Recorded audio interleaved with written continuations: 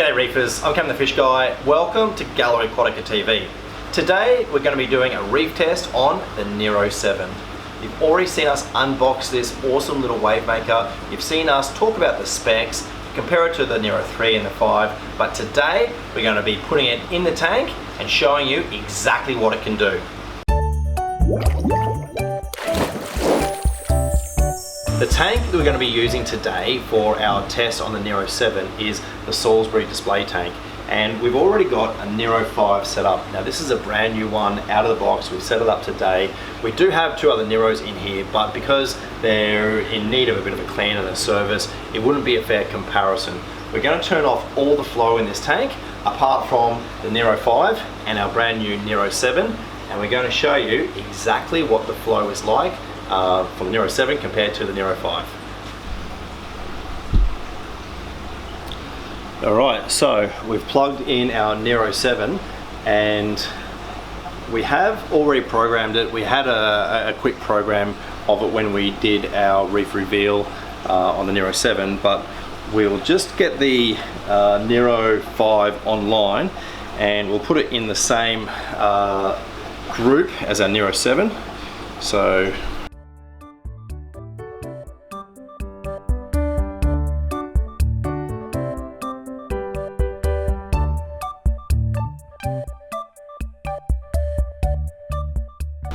we now have both our Nero 7 and our Nero 5 in the Salisbury display, and they're both on 50%.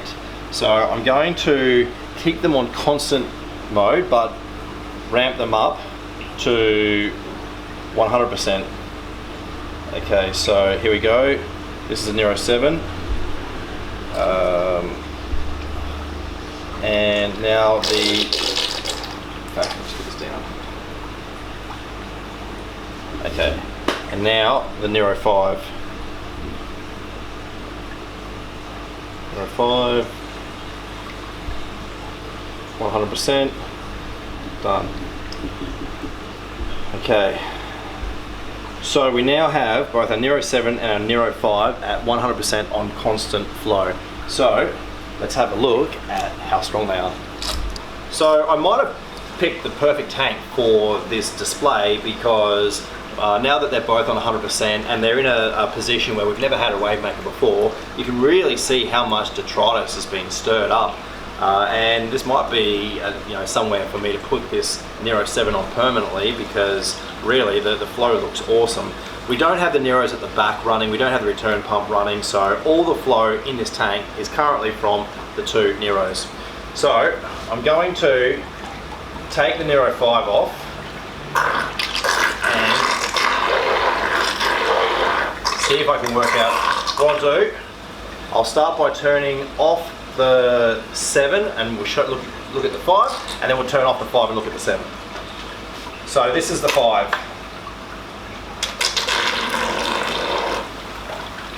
Facing vertically, about 6 inches from underneath.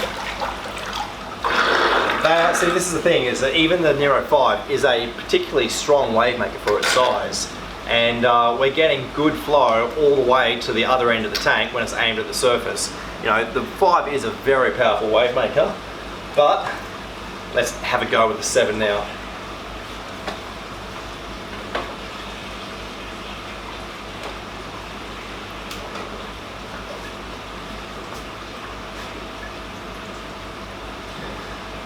Okay, so this is the 7 running in the tank by itself, and I'm actually a little bit scared to do this. The flow is really strong, and I'm holding it, oh boy, we're going to end up with water on the floor doing this, but I'm holding it about double the distance under the water, and the amount of flow coming up at the surface is incredible when it's vertically. So now at the surface, we could have a tank double the length of this one, and I think we'd still have rippling at the surface. And whilst I thought this tank was the perfect tank to display how strong the flow is of this wave maker, I think we really need something significantly longer. This is a really strong wave maker, and I think it's going to be exciting to use this in some really big tanks. So we now have our Nero 7 on a pulse of 2 seconds on, 2 seconds off. And whilst you wouldn't normally run it this high in the tank, you obviously don't want it cavitating like so. It's interesting to see exactly how strong the flow is on this when it's drawing in air and spitting it out. So we've got our 2 seconds on, our 2 seconds off.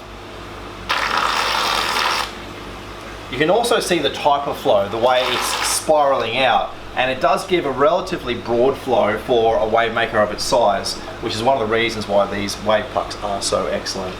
But that is a very impressive type of flow. So that's it for our reef test of the brand new AI Nero 7. And I certainly think it's a very impressive wavemaker. I can't wait to use it on some of the bigger projects that we've got. I certainly would feel comfortable using this wavemaker on some of the biggest 12mm class tanks that we've got. And certainly with the ability for it to be so easily programmed with such an excellent interface, be it the AI app or the Mobius app, I really think this is going to be a great seller and a really popular wavemaker for people that have got big reef tanks. But that's it for today's episode of Gallery Aquatica TV. Thank you so much for watching. I'm Cam the Fish Guy. Happy reefing!